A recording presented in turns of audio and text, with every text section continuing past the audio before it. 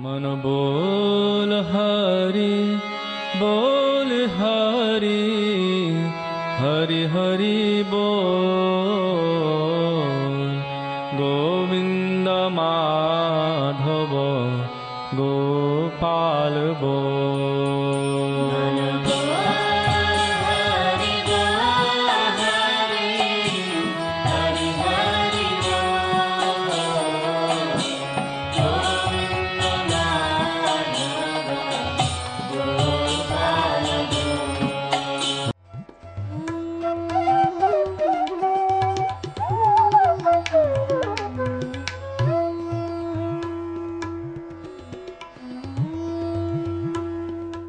ओम विष्णुपाद अष्टोत्तरशत श्री श्रीमद् भक्ति वेदांत नारायण गोस्वामी महाराज जी का शुभ आविर्भाव सन 1921 में बिहार के बक्सर जिले में मौनी अमावस्या के दिन अर्धरात्रि में हुआ था। प्रारंभ से ही इनकी धर्म में रुचि थी। बचपन में ही उन्होंने गीता रामायण आदि का अध्ययन किया था। संसार से अत्यंत तीव्र वैराग्य होने के कारण 25 वर्ष की आयु में ही वे गृहस्थ जीवन त्याग कर मठ में निवास करने लगे। सन 1946 में उन्होंने नित्य लीला प्रविष्ट ओम विष्णुपाद श्री श्रीमद् भक्ति प्रज्ञान केशव गोस्वामी महाराज जी से विधिवत दीक्षा प्राप्त की तथा सन 1954 में संन्यास ग्रहण किया। मथुरा में निवास करते हुए अपने गुरु की आज्ञा तथा कृपा से अनेक ग्रंथों का हिंदी भाषा में अनुवाद किया है। इनके प्रमुख ग्रंथ हैं श्रीमद् भगवद गीता, गीत गोविंद, जैव धर्म, वेणु गीत, भजन रहस्य, ब्रजमंडल परिक्रमा, श्री श्री वृहद भागवतामृतम। इन सभी ग्रंथों का English, Spanish, Dutch, French, German, Russian, Italian, Portuguese, Chinese आदि विश्व की अनेक भाषाओं में अनुवाद हो रहा है। लगभग पिछले 60 वर्षों से श्रील भक्ति वेदांत नारायण गोस्वामी जी महाराज ने भारत एवं विश्व के सभी प्रमुख देशों में शुद्ध भक्ति का प्रचार किया, अर्थात भक्ति योग की शिक्षा प्रदान की। श्रील गुरुदेव के भक्ति प्रचार कार्य से प्रोत्साहित होकर अमेरिका के ह्यूस्टन के मेयर द्वारा श्रीमान लीपी ब्राउन ने 31 मई सन 2003 को इन्हें ऑर्डिनरी सिटीजनशिप एवं गुडविल एम्बेसडर के सम्मान से विभूषित किया। सन 2003 में ध्वजाचार्य पीठ तथा विश्व धर्म संसद ने श्रील गुरुदेव को कृष्ण भक्ति, विश्व भर में सनातन धर्म के प्रचार प्रसार तथा ब्रजमंडल के संरक्षण एवं पुनरुद्धार हेतु अनेक अथक प्रयासों के लिए योगाचार्य की उपाधि से सम्मानित किया। इस प्रकार संपूर्ण विश्व में प्रेम धर्म का प्रचार प्रसार करते हुए श्रील भक्ति वेदांत नारायण गोस्वामी जी महाराज ने 29 दिसंबर 2010 को श्री जगन्नाथपुरी में अपनी भौम लीला को संवरण किया। वे अपनी दिव्य शिक्षाओं में और अपने निष्कपट आश्रित जनों के हृदय में सर्वदा विराजमान हैं।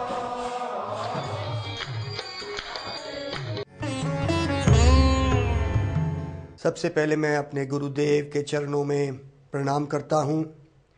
नित्य लीला प्रविष्ट ओम विष्णुपाद अष्टोत्तरशत श्री श्रीमद् भक्ति वेदांत नारायण महाराज जी के चरणों में अनंत कोटि दंडवत प्रणाम।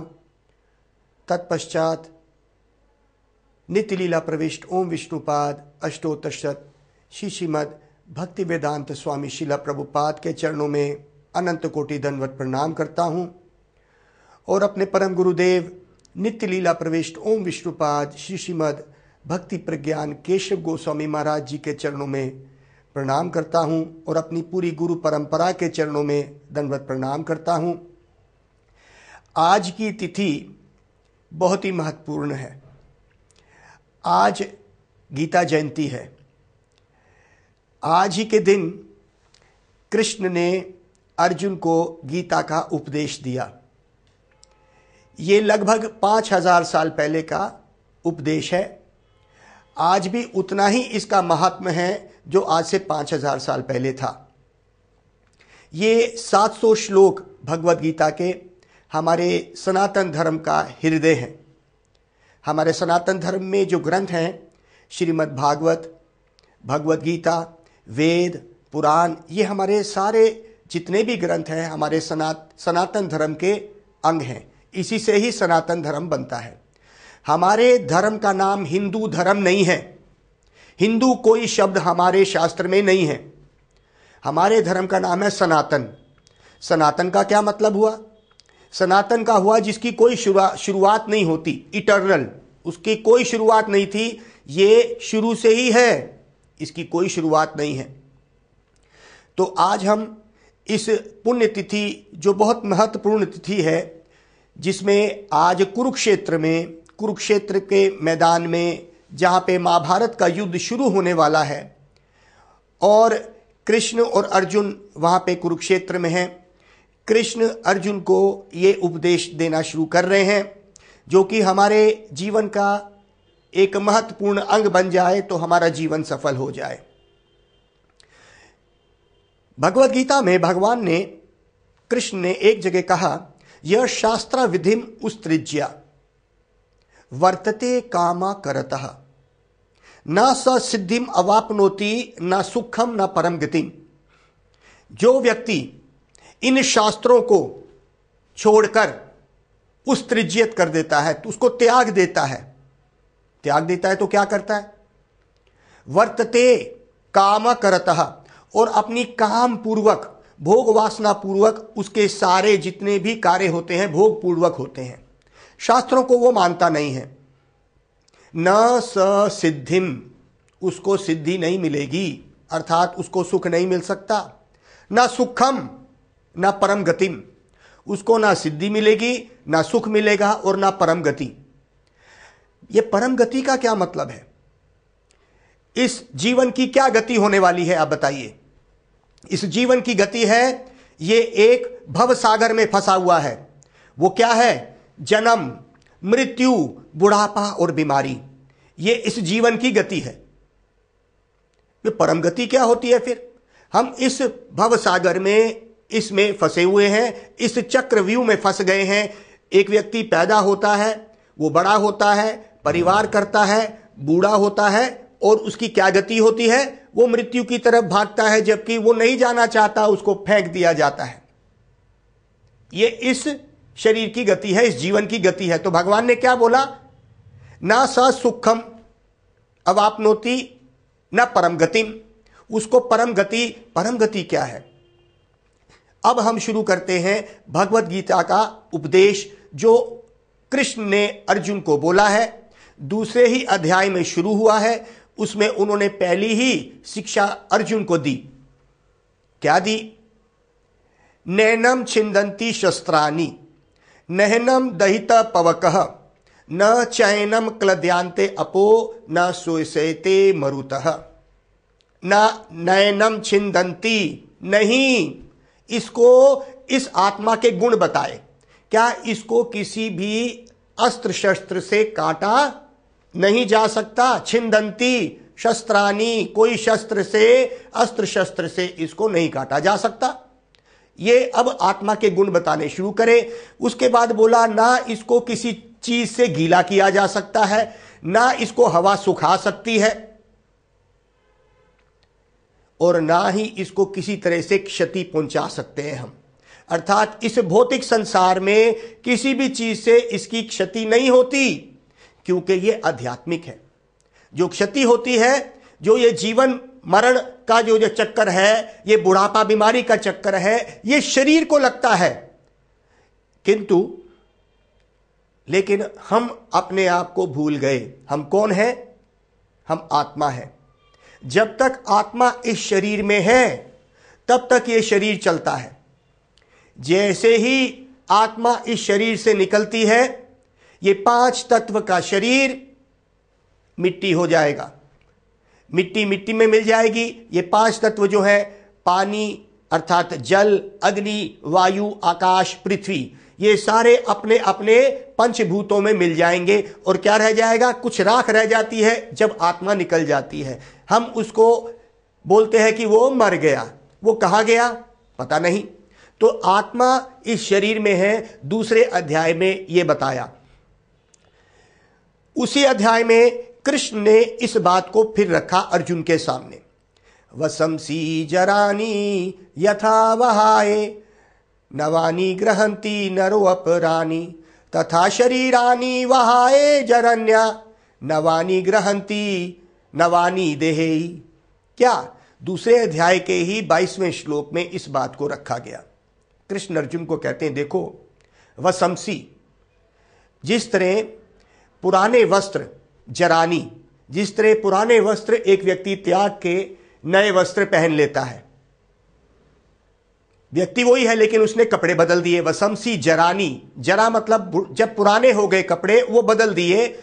यथा वहाय, वहाय मतलब जिस तरह वो रिजेक्ट कर देता है, छोड़ देता है और नए कपड़े ग्रहण कर लेता है, उसी तरह से जब ये शरीर पुराना हो जाता है, उसी तरह से जिस तरह एक व्यक्ति कपड़ा डालता है, उसी तरह से आत्मा जो है एक नया शरीर धारण कर लेती है और पुराना शरीर को छोड़ देती है। तो इस उदाहरण को कृष्ण ने अर्जुन को दिया, अर्थात वो व्यक्ति थोड़ी ना बदल जाएगा अगर उसका कपड़े बदल जाते हैं, तो वो व्यक्ति जो आत्मा है एक दूसरे शरीर में चली जाती है।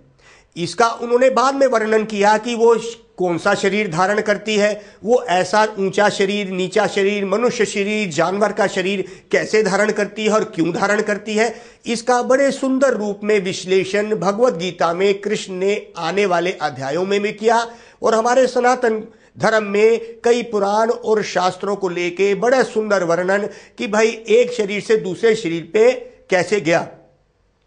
ईश्वर सर्वभूतानां हृदेशे अर्जुना तिष्ठति भ्रमायन सर्वभूतानि यंत्रारूढ़ानि मायाय। कृष्ण ने अर्जुन को फिर बताया, क्या बताया? ईश्वर सबके हृदय में साथ में बैठे हैं आत्मा के, परमात्मा के रूप में। सर्वभूतानाम, सब जीवात्माओं के हृदय में साथ में बैठे हैं। हृदय से कहां पे? पूरे शरीर में कहां बैठे हैं? कहते भाई वो हृदय में बैठे हैं। इस बात से मुझे याद आया, कुछ ऐसे बड़े बड़े डॉक्टर्स के साथ हमारी मीटिंग चली थी मूलचंद अस्पताल में, आज से कोई 20 साल पहले। वो बड़े बड़े विशेषज्ञ थे हृदय रोग के, वो डॉक्टर्स थे। उन्होंने कहा मुझे कि हम हर रोज हृदय को चीरते हैं, हार्ट ट्रांसप्लांट भी करते हैं, हृदय को चीर के हम उसका हृदय का ब्लॉकेज भी मिटाते हैं। जब हमने उनसे पूछा तो उन्होंने कहा हाँ, हम इस बात को मानते हैं कि हृदय से ही सारी शक्ति पूरे शरीर को मिल रही है और जब तक ये हृदय चल रहा है तब तक ही ये शरीर चलता है, तो इसका मतलब कोई खास शक्ति उस हृदय में है। तो हमने कहा अरे आपने कोई नई वस्तु को नहीं पहचाना, हमारे 5000 साल पहले ही हमारे वेद शास्त्रों में, भगवत गीता में इस बात का वर्णन किया गया है कि जितनी भी शक्तियां हैं, अर्थात आत्मा का वास वही है और परमात्मा भी वही है और वहीं से ही सारी शक्तियां उत्पन्न हो रही हैं। हृदय से अर्जुना, हृदय में आई हैं। भ्रमायन सर्वभूतानि, और कृष्ण ने बोला कि क्योंकि मैं उसमें बैठा हूं और ये भ्रमण जो कर रही है एक शरीर से दूसरे शरीर पे जो आत्मा चलती है, मैं ही उसको भ्रमण करवा रहा हूं। तो ये कैसे भ्रमण कराते हैं? कहते हैं कि हमारे शास्त्र फिर हमें बताते हैं कि ये 84 लाख योनियों में ये आत्मा भ्रमण करती है। ये 84 लाख योनियों में कई ऐसी योनियां हैं जो नीची योनियां मानी गई हैं, जो पाप योनियां मानी गई हैं, और पेड़ पौधे की योनियां मानी गई हैं, कीड़े और रेंगने वालों की योनियां मानी गई हैं, पक्षी की योनियां मानी गई हैं, पशु की योनियां मानी गई हैं और फिर मनुष्य योनि भी मानी गई है। तो कहते हैं कि अपने कर्मों के अनुसार कृष्ण फिर अर्जुन को बता रहे हैं, देखो अर्जुन, यम यम वापी स्मरण भावम त्यजते अंत कालवरम तम तम अवैति कुंतया तदा सदा तद भाव भवित। कृष्ण फिर अर्जुन को बता रहे हैं, देखो जिस जिस भाव को यम यम, जैसे जैसे, यम यम वापी स्मरण भावम, जैसे जैसे भावों को स्मरण करता है व्यक्ति, त्यजते अंत कालवरम, त्यजते मतलब त्यागते हुए, अंत काल में। देखिए कितना आसान है। कृष्ण अर्जुन को बता रहे हैं कि एक शरीर से दूसरे शरीर पे एक आत्मा जा कैसे रही है और वो कहां जाएगी। यम यम वापी स्मरण भावम त्यजते अंत कालवरम, जो उसके भाव आखिरी समय पे उस मन के भाव होंगे अर्जुन, उसी भाव को वो प्राप्त करेगा। जैसे अगर उसके भाव तमोगुण में है अर्थात उसने सारे कार्य अपने जीवन में तमोगुण में करे, अज्ञानता में करे, दूसरों को दुख दिया, तो इसको तमोगुण कहेंगे। तो वो नीचे के लोकों में जाएगा भाई, ऊर्ध्वम गच्छन्ति सत्वस्तः। और अगर उसने सत्य गुण में अपने भावों को त्याग किया, दूसरों की मदद करी, सहायता करी और सत्य गुण में रहा, अच्छे गुणों में रहा, शुद्ध सत्व में रहा, तो वो ऊपर के लोकों में देवी देवताओं के शरीर को भी प्राप्त कर सकता है। तम तम अवैति कुंतया, ओ कुंती पुत्र, वो उन भावों को प्राप्त करेगा। तो भाई ये तो मन की खेल है, इसलिए कहते हैं कि हम अच्छा स्मरण करें। तो जैसे जैसे भावों को हम स्मरण करेंगे तो ओ कुंती पुत्र वैसे वैसे भावों को तू प्राप्त करेगा। और अगर तेरे भाव इतने अच्छे नहीं हुए तो हो सकता है कि तेरे को कीड़े पशु की योनियों में जाना पड़ जाए, जहां पे नहीं मिलेगा ये सत्संग, नहीं मिलेगा ये सत्संग। मनुष्य जीवन में ही एक चीज प्राप्त हो सकती है जो इन 84 लाख योनियों में नहीं प्राप्त हो सकती, और वो है ये सत्संग। उस सत्य की बात के लिए हम संग करेंगे जो भगवत गीता में करी है। क्या यहां पे मैं आपके सामने क्या कुत्ते और बिल्लियों को इकट्ठा करके इस बात को बोल सकता हूं? भगवान तो परमात्मा तो उसके अंदर भी है, आत्मा उसके अंदर भी है, लेकिन उनको ऐसा मन नहीं दिया। तो यहां पे उन्होंने ये बोला, तम तम अवैति कुंतया सदा तद भाव भविता। ओ कुंती पुत्र, जैसे जैसे मन के भाव होंगे और वैसे वैसे ही उसको उस अगले शरीर में जाने का तरीका बताया गया।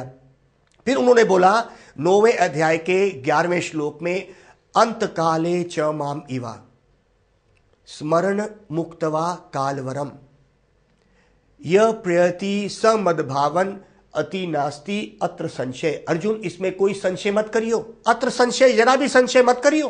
क्या? अंतकाल, अंतकाल मतलब जब तू एक शरीर को छोड़ने वाला है। अंतकाले च माम इवा, स्मरण, माम के साथ स्मरण लगा दिया। मेरा स्मरण अगर कोई करता है तो वो मेरे पास, अंतकाले च माम इवा स्मरण मुक्तवा कालवरम, वो मुक्ति की तरफ जाएगा क्योंकि वो मेरा स्मरण कर रहा है। मुक्ति किससे? मुक्ति जन्म मृत्यु बुढ़ापा और बीमारी में, क्योंकि हम अपने आप को भूल चुके हैं कि हम आत्मा है। हम अपने आप को शरीर समझे बैठे हैं। सुबह से शाम तक हम आत्मा के स्तर पे क्या काम कर रहे हैं। हालांकि हम अपने आप को भारतीय समझते हैं, हिंदू बोल देते हैं, हम मानते हैं हम ये शरीर नहीं है, हम आत्मा है जी। आत्मा के स्तर पे सुबह से शाम तक हमने क्या कार्य करे? सुबह से शाम तक इस शरीर को भोग के लिए हम भाग रहे हैं, तो हमने कोई कार्य करा ही नहीं। हम अभी समझे ही नहीं कि हम ये शरीर नहीं आत्मा है। तो आत्मा के स्तर पे क्या करना है? तो कहते हैं अंतकाले, अंतकाल में ओ अर्जुन जो मेरा स्मरण करेगा। तो आप कहेंगे प्रभु जी हम तो आखिरी में कृष्ण को याद कर लेंगे, भगवान को याद कर लेंगे, भगवान ने कहा इसलिए हम भगवान के पास जाएंगे। ऐसा नहीं है। अंतकाल में अगर आपके मन भगवान में कभी नहीं लगा है तो भगवान की तरफ कभी नहीं जाएगा। वो इन 84 लाख योनियों के बारे में, अभी तो हमारे मन में स्वतंत्रता है, और उसके बाद जब हमारा समय आ जाएगा तो हमारे मन में वो स्वतंत्रता भगवान नहीं देते हैं। मन और बुद्धि फिर भगवान के पूरे बस में आके हम उसी योनि के बारे में सोचेंगे जिस गुण में हम इस शरीर को त्याग रहे हैं। मान लीजिए आप कहते हैं प्रभु जी हमें तो उन 84 लाख योनियों का पता ही नहीं, तो हमको कैसे पता चलेगा? तो कहते हैं भगवान उस मन को उस योनि के बारे में सोचना करवाएगा, और हो सकता है कि कोई समुद्र के नीचे की योनि जो हमने कभी नहीं देखी उसके बारे में हम सोचे और वहीं पे जाएंगे हम। ये तरीका है एक शरीर से दूसरे शरीर में चले जाने का आत्मा का। तो भगवान ने कहा ना, तू अगर मेरा स्मरण करेगा अंतकाल में, तो भगवान का स्मरण कैसे होगा? इसीलिए कहते हैं कि स्मरण शुरू होगा जब हम संतों के संग में जाएंगे, संत लोग हमें भगवान की बात सुनाएंगे और हम फिर स्मरण करेंगे। जैसे हमने कभी भी रेलगाड़ी नहीं देखी, कोई हमें बता दे रेलगाड़ी ऐसी होती है, उसके बारे में सुनाना शुरू कर दे, तो हम उसके बारे में स्मरण कर सकते हैं। अरे रेलगाड़ी बहुत लंबी होती है, ये 2 पटरी पे चलती है, पटरी से नीचे नहीं चलती, ये बहुत लंबी होती है और एक स्थान से दूसरे स्थान पे जाने के लिए लोगों को मदद करती है। तब हम उस रेल के बारे में, ट्रेन के बारे में सोचेंगे।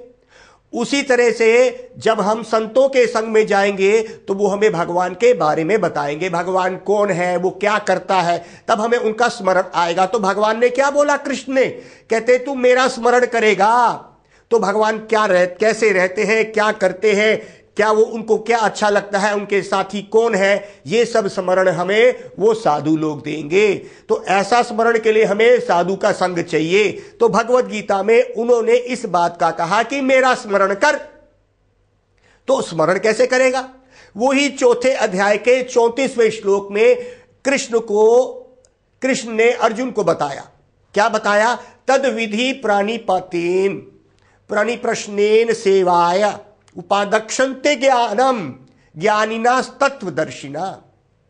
ओ अर्जुन, विधि क्या है, तरीका क्या है, तद विधि प्रणिपातेन, तू प्रणिपत होके अर्थात शरणागत होके प्रणिप्रश्नेन, वहां पे जाके उन संतों के पास कुछ प्रश्न पूछ, परिप्रश्न कर, प्रणिप्रश्नेन सेवाया।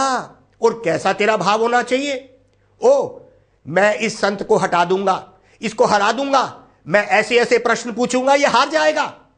ऐसा करेंगे तो संत अपनी कृपा आपको बंद कर देंगे और वो आपको कृपा नहीं देंगे। तो इसीलिए कहा यहां पे सेवाया। तो क्या बोला, प्रणिप्रश्नेन, प्रश्न कर, लेकिन सेवा भाव से उस संतों की सेवा भी करेंगे। सेवाया उपादक्षन्ते ते ज्ञानम, वो तेरे को उसके अध्ययन कराएंगे, तेरे को बताएंगे। ज्ञानीना तत्वदर्शिना, तो कहते हैं कि वो तेरे को उस तत्व के दर्शन कराएंगे क्योंकि वो खुद भी उसके दर्शन कर चुके हैं। अब यहां पे आपका एक प्रश्न हो सकता है कि संत होता कौन है। ऐसे तो बहुत संत घूम रहे हैं, लाल कपड़े डाले और संत बन गए, तिलक लगाए तो संत बन गए। वो संत नहीं है। जो संत अभी इस संसार के मोह माया में पड़ा है वो संत हो ही नहीं सकता। तो इसीलिए भगवान ने बताया कि वो तत्व से मुझे जानता है। तो ये कैसे पता चलेगा कि वो तत्व से जानता है, क्योंकि हर लाल कपड़े वाला ये कहने लग जाएगा हमने लाल कपड़े डाल लिए, हम भगवान को पहचान गए, हमने शिखा रख ली, हमने तिलक लगा लिया तो हम भगवान को जान गए। आजकल तो ऐसे ही चल रहा है और खासकर कलयुग में तो ये बहुत चलेगा। सावधान साधु सावधान, हम इस बात में बड़े सावधान रहे। अगर यहां हम धोखा खा गए तो फिर हम जिंदगी का सबसे बड़ा धोखा खा जाएंगे। साधु कौन होता है, साधु वो होता है जो आपकी माया को काटता है, कि आप माया में हैं, आप इस संसार के, और वो साधु मतलब जो काटता है, जो आपकी इस माया को काट के राधा कृष्ण के चरणों तक ले जाएगा। मेरे गुरुदेव नित्य लीला प्रविष्ट श्री श्रीमद् भक्ति वेदांत नारायण गोस्वामी महाराज, जब हम उनके पास पहली बार गए उनके दर्शन करने, तो उन्होंने कहा भाई देखो मेरे पास तो तुम आ गए हो, मुझे तुमसे कुछ नहीं चाहिए। मैं तुम्हारे इस मलिन हृदय को जिसमें काम क्रोध लोभ मोह भरा है, इसको मैं साफ करके इसी शुद्ध हृदय को राधा कृष्ण के चरणों तक पहुंचाना चाहता हूं। यह मेरा कार्य है, यह हर गुरु का कार्य होना चाहिए। क्योंकि इस वक्त आत्मा काम क्रोध लोभ से पीड़ित है, वो ढक दी गई है, इसीलिए उसको अपना स्वरूप नहीं पता चल रहा। यही संदेश देते हुए शुरू में ही अध्याय 2 भगवत गीता, आवृतम ज्ञानमतम ज्ञानिनो नित्य वैरिणी काम रूपेण दुष्पुरालेन च। श्रीमद् भगवत गीता कृष्ण ने अर्जुन को बताया, आवृतम आवरण हो गया है, ज्ञानमतम वो ज्ञान का आवरण मतलब कवर कर दिया गया है, उसके ऊपर पर्दा पड़ गया है। आवृतम ज्ञानमतम ज्ञानिनो नित्य वैरिणी, जो आत्मा का नित्य ज्ञान था। आत्मा का नित्य ज्ञान क्या है, जीवेरा स्वरूप होए कृष्णेरा नित्य दास। हम दास हैं, हम किसके दास हैं, कृष्ण के, भगवान के दास हैं। उसको भूल के हम इस माया का दासित्व कर रहे हैं, हम माया के दास बन गए हैं और हम माया का दास बन के हम दुखी हो जाते हैं, इसको भूल गए। तो कहते हैं ये कैसे भूले, नित्य वैरिणी काम रूपेण दुष्पुरालेन च। ओ ये काम का पर्दा पड़ गया है इसके ऊपर, आवृतम ज्ञानवतम ज्ञानिनो नित्यवैरिणी काम रूपेण। ये काम रूपी पर्दा अर्थात भोग रूपी पर्दा पड़ गया है। ये माया ने हमें काम रूपी पर्दा, हम भोग वासना से इसको देख रहे हैं और भगवान का दासित्व भूल गए, हम इस माया के दास बन गए। तो कहते हैं ये सब कैसे पता चलेगा, क्या विधि है? जाओ उन संतों के पास जाओ तो तुम्हें भगवत गीता का ज्ञान मिलेगा, उस ज्ञान से तुम आगे बढ़ोगे और ये जो पर्दा पड़ा है, ये जो पर्दा पड़ा है आत्मा के ऊपर, ये हट जाएगा और आत्मा शुद्ध होके अपने असली स्वरूप को पहचानेगी। तो कहते हैं हमारे चैतन्य महाप्रभु ने एक पहले अपने अशिक्षाष्टकम उन्होंने हमें दिए। चैतन्य महाप्रभु स्वयं कृष्ण ही उस राधा भाव में इस कलयुग में आ गए हैं। हम जैसी जीवात्माओं को उद्धार करने के लिए उन्होंने क्या कहा? चेतो दर्पण मार्जनम भव महादावाग्निर्वापनम श्रेया कैरव चंद्रिका वितरणम विद्यावधू जीवनम आनंदम बुद्धिवर्धनम प्रतिपदम पूर्णामृत स्वादनम सर्वात्मस्नपनम परम विजयते श्री कृष्ण संकीर्तनम। तो कहते हैं भाई इस चित्त रूपी हमारे चित्त पे जैसे एक शीशे के ऊपर धूल पड़ गई, चेतो दर्पण, इस दर्पण पे, इस चित्त रूपी दर्पण पे धूल, जैसे शीशे पे धूल आ जाती है तो आप अपने चेहरे को देख सकते हैं उस शीशे पे, उस दर्पण पे नहीं देख सकेंगे। जैसे ही हम उस धूल को हटाएंगे तो हम अपने चेहरे को अच्छी तरह देख सकेंगे। इसलिए कहते हैं अपने चित्त रूपी दर्पण में ये जो धूल पड़ गई है कैसे मिटेगी? भगवान का नाम जप करने से ये धूल मिट जाएगी और संतों के संग में रह के इस नाम को ग्रहण करेंगे जिसको हम दीक्षा भी बोलते हैं। चेतो दर्पण मार्जनम, मार्जन मतलब साफ करना, भव महादा अवग्निर्वापनम, ओ ये भव रूपी सागर जो जन्म मृत्यु के बंधन में ओ तू फंस गया है ए जीव, इसको जब तू साफ करेगा, इस शीशे को, अपने चित्त रूपी दर्पण को, तेरे को अपना स्वरूप और भगवान का नजर आएगा, संबंध नजर आएगा और तू क्या करेगा? हरे कृष्णा कृष्णा कृष्णा हरे हरे, हरे राम राम राम हरे हरे। ये 16 शब्द का जो महामंत्र है, अगर कोई व्यक्ति लेता है, उसके हृदय का जो मल है, मल मतलब गंदगी है, अर्थात इस संसार को काम क्रोध भोग में जो लिपटा पड़ा है, जिससे वो दुखी है, जो उसका स्वरूप नहीं है, उसका तो स्वरूप बड़ा निर्मल है। वो निर्मल स्वरूप में वो अपने आप को भगवान का दास समझेगा और उस नित्य में जाएगा। तो ये कहते हैं परम भावम, इसी परम भाव को पहचानने के लिए ये सनातन धर्म हमारा है, जो हमको उस भाव में पहुंचाएगा। उस परम भाव में हम जन्म मृत्यु बुढ़ापा बीमारी को दूर रख देंगे और जो नित्य आत्मा का स्वरूप है हम पहचान लेंगे। निताई गौर प्रेमानंदे, हरि हरि बोल। बोल हरि हरि हरि बोल, गोविंद माधव गोपाल बोल।